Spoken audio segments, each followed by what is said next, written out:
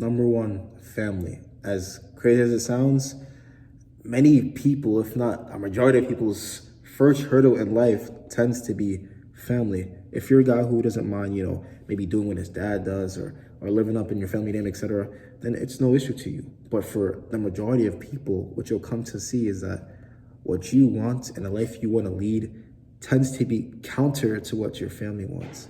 And if you don't notice that and decide for yourself what you're going to do in your life as fast as possible, you're going to end up having a very hard and difficult time trying to navigate between what your family wants and what you want. How much time you're supposed to make for this, how much time you're supposed to make for this.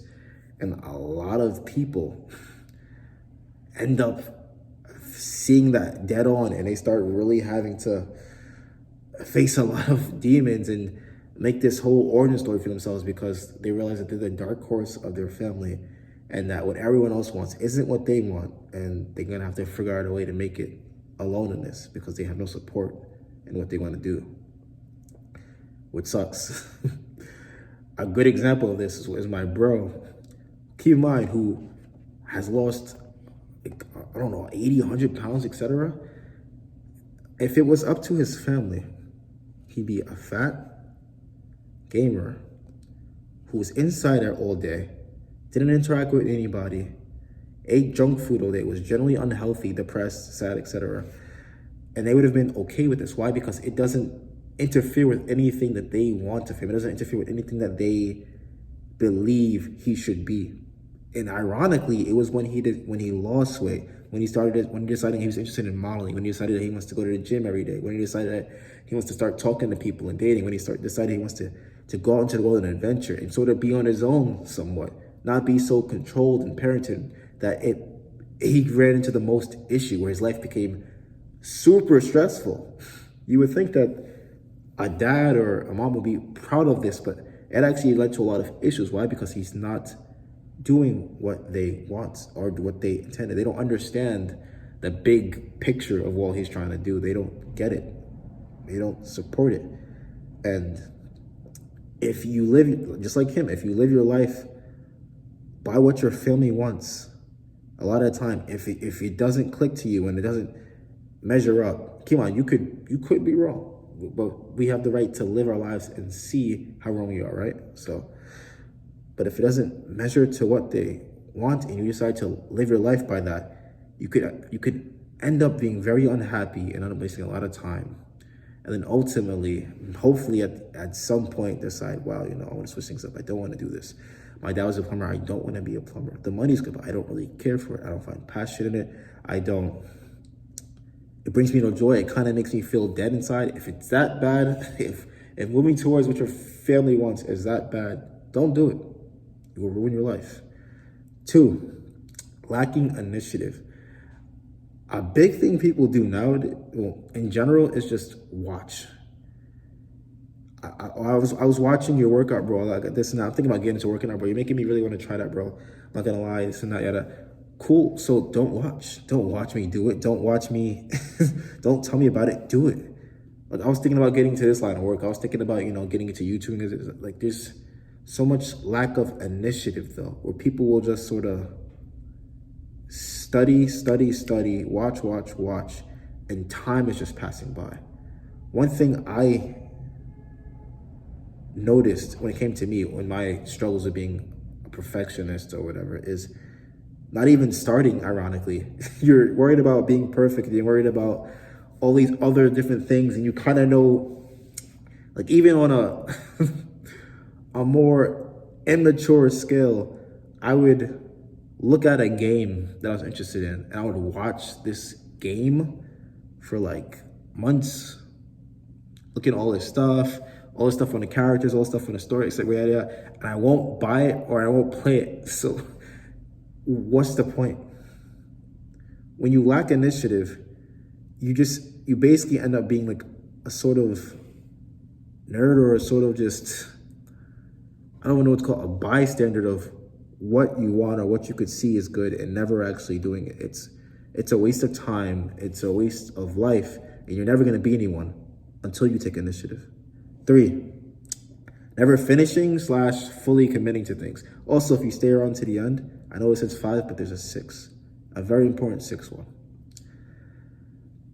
If you never finish things, and I got this lesson back in wrestling. Like, I remember it was the first summer I had off. So I wrestled for 1 year, had a summer off.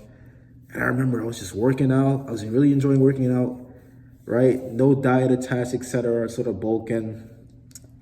Social life is in order, even though I'm not even social. I started talking more because I was such a ghost for the entire school year.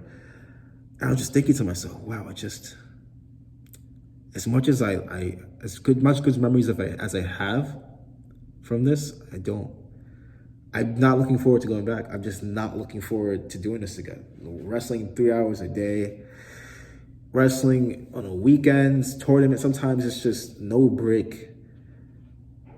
And ultimately, if I listened to that thought, I would have regretted it, because that second year around, those next years around for wrestling are where I made the deepest connections with myself and my understanding of the sport. My overall skill just skyrocketed. It was like, despite the break over the summer, now with this newfound like time off, it was just like everything just popped into action. And I remember just jumping ahead in like skill level just tremendously for some reason on that second year compared to the first. It was like leaps and bounds that I was a different person.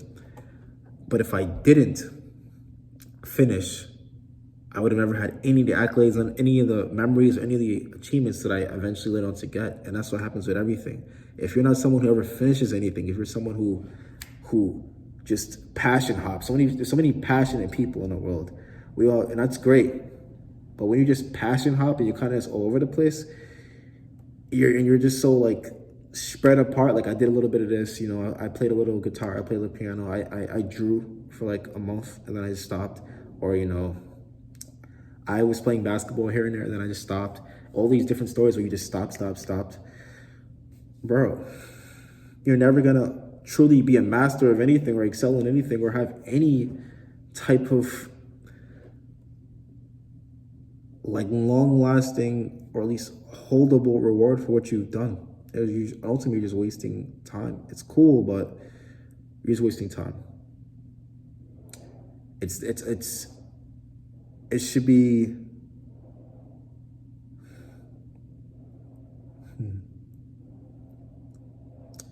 It's a classic saying for a reason, but always finish where you start.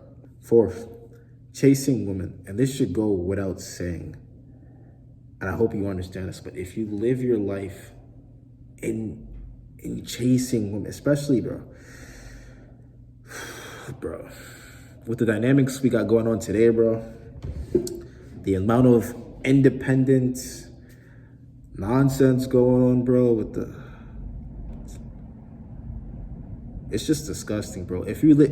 I can understand in older times, maybe, a night going out somebody's window, catching a handkerchief, living his entire, next couple of years or next couple of months when he's on the battlefield thinking about this girl. Wanting to become something great, wanting to become a general, to eventually go to this girl, present her father with something great so he can ask her for a hand in marriage, something like I could see that, right? Hopefully that's actually what happened and it's not just something in my head. I could see that. But now, bro, what are you chasing? Do not chase women, bro. If there's anything you should do, chase excellence, chase success. Especially nowadays, bro, if you get a decent body, you get attention. If you get a good amount of money, you get attention, you get people to notice. Focus on success, and you focus on all these different avenues to amplify yourself. You're left with so much, and it all comes to you. However, if you chase, what happens when that ends? What happens when it falls through? You're nothing. You have nothing, you've garnered nothing. There was no point. So don't chase women, bro. Chase excellence. Women will come. 5th, conquering your vices. A person that always comes to my mind when it comes to conquering their vices, when it comes to truly not allowing their addictions to rule their life, or at least making the proper addictions, is Floyd Money Mayweather. A man who, from what I understand, doesn't smoke, doesn't drink, parties, maybe spends lavishly, but like I said, making the proper vices. It doesn't allow anything to get in the way of his success. Everyone's addicted to something. There was a quote I heard once, and I can't paraphrase it, but it was from, I think it was from Attack on Titan, which is an anime that you probably know about. And it was a character, and he said that everyone's drunk on something, and that stuck with me, and I was thinking to myself, yeah, I guess so. Because even though I'm not someone who drinks or smokes, right, and so I thought to myself in that moment, has vices, I still have vices. I still, at the time I want a woman, or I want money, etc., or I wanted to be fit in a certain way. And then if these things rule me, then there are my vices, and you can choose to have proper ones. If you're not going to get your vices in check, they'll eventually begin to check and rule your life. It's just that simple.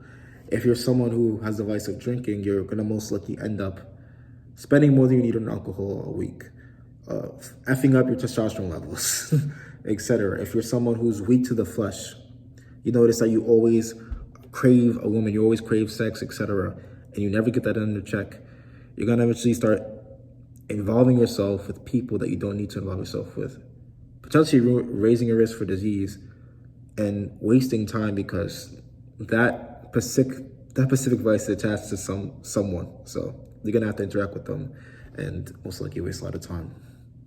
Conquer your vices. It's just been proven to show that the men that are able to conquer their vices the most tend to get the furthest in life, and they tend to hold on to that success for longer. And men that don't, I'll use an example like Conor McGregor, for example.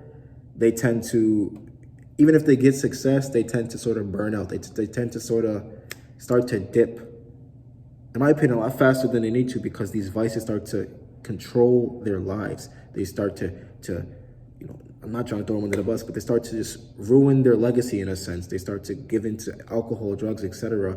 It gets in the way of training. It gets in the way of family. It gets in the way of the legacy, the image that they were trying to leave. And you don't want to be that as a man. As a man, your legacy, your legacy, and in a sense, your success is everything. Because as a man, the value you give is everything.